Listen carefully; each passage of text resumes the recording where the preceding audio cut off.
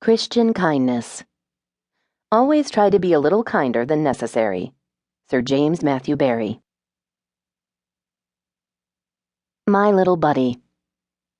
The heart of the giver makes the gift dear and precious. Martin Luther.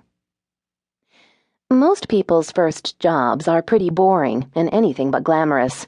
Mine fit the stereotype exactly.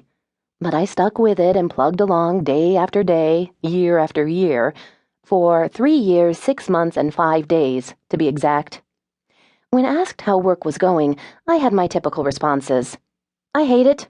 I despise it. Or my favorite, it sucks. My first job wasn't as a waitress at the local diner or a cashier at Kmart. No, my working days started early. When I was 10 years old, I became a delivery girl for the local paper. It wasn't so much the work I hated. Who can complain about taking 1 hour out of each day to throw papers on porches? No, it wasn't hard work. It was just lonely. I barely had interaction with any of my customers, and it made my job seem pointless, or unappreciated at the very least. I delivered through pouring rain, scorching heat, snow, and, even once, a hailstorm. I went through the motions day after day. I rarely got a hello from a friendly resident of the neighborhood. At times, I wondered if there even was a friendly resident beyond those porches. After one long June day of the same boring routine, I prayed.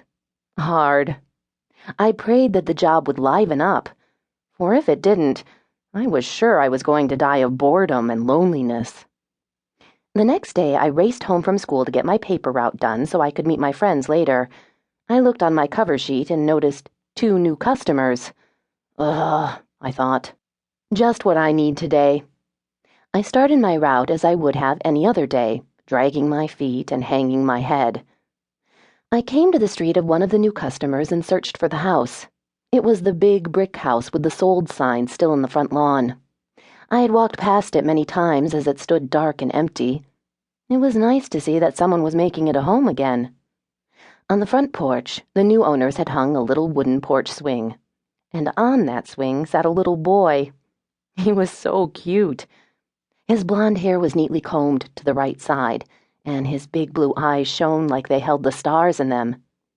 At first glance, I guessed he was 5. He was so adorable, and I was happy to see his smiling face looking at me. I promptly forgot that I was in a hurry to finish my paper route. As I stretched out my arm to see if he wanted the paper, he smiled and said, "Hi."